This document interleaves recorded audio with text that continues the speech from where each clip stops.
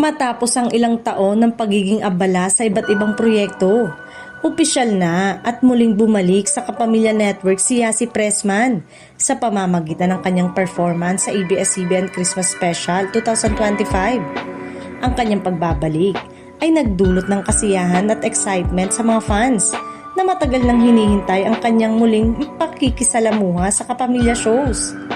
Sa kanyang pagtatanghal, ipinakita ni Yasi ang kanyang galing sa sayaw at pag-awit na lalong nagpatibay sa kanyang reputasyon bilang isang versatile performer. Marami ang nagbigay pugay sa kanyang energy at dedikasyon na malinaw na hindi humina kahit ilang taon na ang nakalipas mula ng kanyang huling malaking kapamilya appearance. Ang pagbabalik ni Yasi ay hindi lamang simbolo ng kanyang personal na tagumpay, kundi pati na rin ang kanyang matibay na ugnayan sa ABS-CBN para sa marami.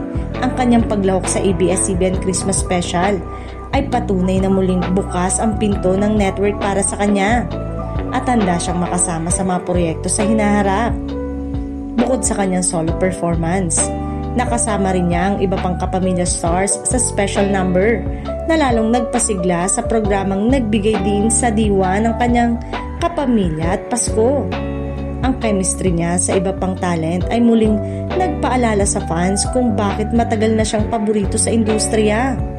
Sa huli, ang pagbabalik ni Yasi Pressman sa ABS-CBN ngayong Kapaskuhan ay isang malinaw na mensahe. Siya ay balik kapamilya na talaga. Para sa kanyang mga tagahanga, ang kanyang pagtatanghal sa ABS-CBN Christmas Special 2025 ay isang mainit na regalo sa kanyang mga fans.